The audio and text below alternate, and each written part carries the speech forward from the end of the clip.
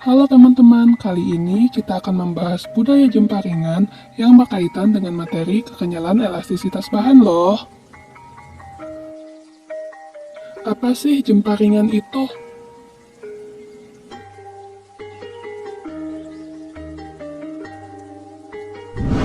Sejarah jemparingan sebagai alat olahraga tradisional mengundang rasa penasaran publik. Terlebih lagi alat olahraga tersebut berkaitan erat dengan Kerajaan Mataram. Meski khas Kerajaan Mataram, namun olahraga panahan ini asalnya dari Kesultanan Ngayogyakarta Hadiningrat atau Yogyakarta. Kata jemparingan sendiri asalnya dari jemparing. Kata tersebut memiliki arti yaitu anak panah. Oleh karena itu jemparingan berarti anak panah yang terdiri dari bedor atau mata panah, deder batang anak panah, bulu atau bulu yang ada di pangkal panah, serta nyenyak bagian pangkal jemparing di tali busur saat memanah. Awal mulanya terjadi saat masa pemerintahan Sri Sultan Hamengkubuwono I dengan periode 1755 sampai 1792 sebagai Raja Keraton Yogyakarta. Pada tahun 1757 Masehi, Sri Sultan Hamengkubuwono I membangun sekolah rakyat. Di sejarah sekolah tersebut ada mata pelajaran jemparingan. Sri Sultan Hamengkubuwono I mengajarkan mata pelajaran tersebut agar rakyat bisa belajar memanah sehingga terciptalah watak ksatria. Alat panahan ini memang asalnya dari Yogyakarta. Kendati demikian, perkembangannya semakin meluas hingga merambah ke daerah lain.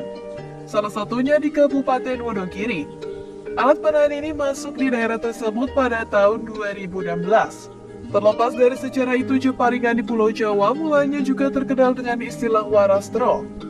Selain itu, alat ini juga memiliki sebutan lainnya seperti halnya sara, mana, astra, braja, sayaka, margana, dan masih banyak lainnya.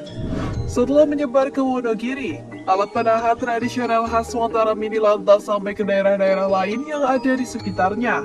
Hal inilah yang membuat alat panahan tradisional tersebut semakin kondang di seluruh pelosok Nusantara. Alat olahraga tradisional khas Mataram yang berasal dari Yogyakarta ini berbeda dengan panahan modern. Untuk jemparingan, pesertanya harus menggunakan busana adat Yogyakarta. Peserta laki-laki mengenakan pakaian Jawa beserta belangkon. Kemudian untuk peserta perempuan menggunakan sanggul. Dalam memanah, pemanah juga tak membidik dengan mata, melainkan memposisikan busurnya di depan perut. Karena hal itu, bidikannya berdasarkan perasaan pemanahnya. Panahan gaya Mataram ini memiliki filosofi tersendiri. Filosofinya ialah pamentangingkan dewa, pamantenging cipta. Filosofi dalam sejarah jemparingan tersebut memiliki makna khusus. Artinya yaitu membentangnya busur itu sejalan dengan konsentrasi yang tertuju pada sasarannya. Bukan hanya itu, filosofi ini juga memiliki makna yakni manusia mempunyai cita-cita, sehingga harus konsentrasi penuh agar bisa tercapai dengan benar. Simak kaitan budaya jemparingan dengan materi kekenyalan elastisitas bahan. Elastisitas merupakan kecenderungan pada suatu benda untuk berubah bentuk baik panjang, lebar, ataupun tinggi, tetapi masanya tetap. Hal ini disebabkan karena gaya tekan atau tarik, namun setelah gaya ditiadakan, benda akan kembali ke bentuk semula. Contoh elastisitas pada jemparingan yaitu sayap dari busur. Apabila busur ditarik atau diberi gaya, maka busur akan mengalami perubahan bentuk. Apabila dilepaskan, maka akan kembali lagi ke bentuk semula. Pada materi elastisitas pada busur ini, ada beberapa yang dibahas, yaitu tegangan. Tegangan merupakan perbandingan gaya dengan luas bahan elastisitas. Kemudian ada renggangan. Renggangan merupakan perbandingan panjang setelah diberi gaya dengan panjang awal sebelum diberi gaya. Kemudian ada modulus Young. Modulus Young adalah perbandingan antara tegangan dengan renggangan. Lalu ada gaya pegas. Gaya pegas merupakan peralihan antara konstanta pegas dengan perubahan panjang setelah diberi gaya.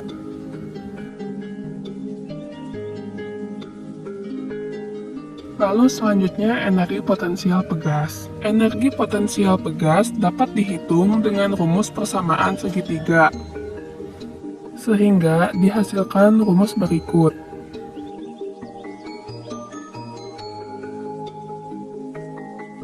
Adapun hukum kekekalan energi pada busur. Pada saat busur ditarik, busur akan menyimpan energi potensial pegas.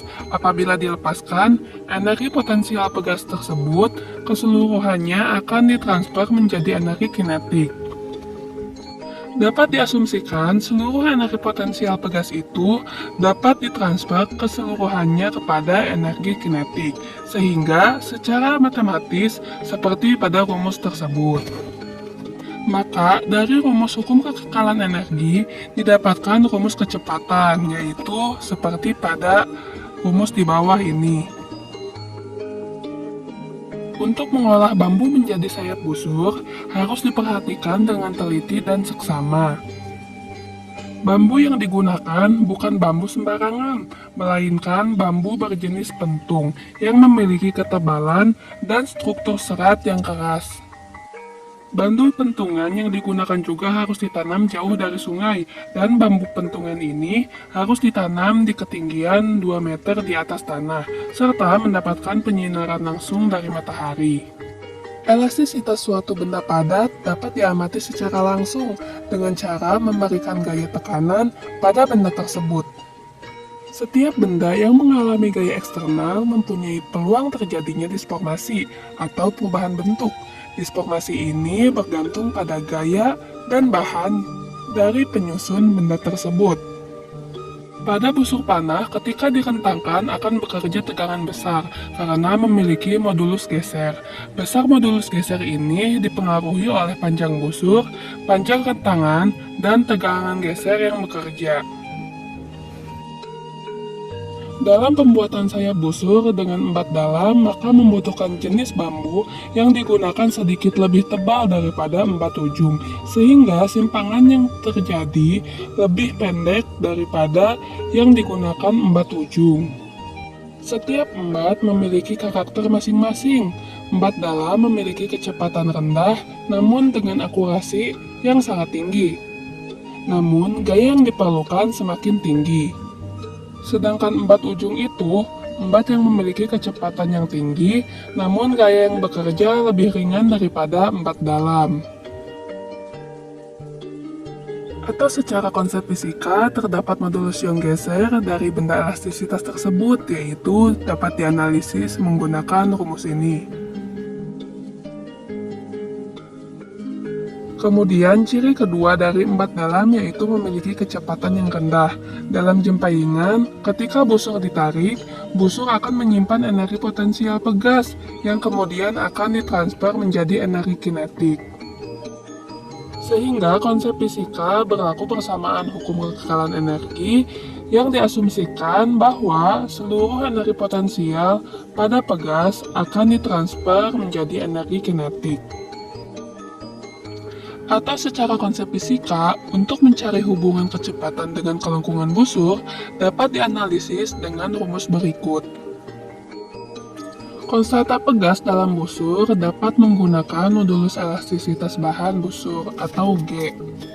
Sehingga dari persamaan tersebut dapat diketahui bahwa besar perubahan panjang pada pegas berbanding terbalik dengan konstanta pegasnya. Bagaimana penjelasannya? Ternyata budaya jemparingan dengan materi kekenyalan elastisitas bahan saling berkaitan ya. Video kali ini disudahi dulu ya. Semoga kita ketemu lagi di video selanjutnya. Terima kasih.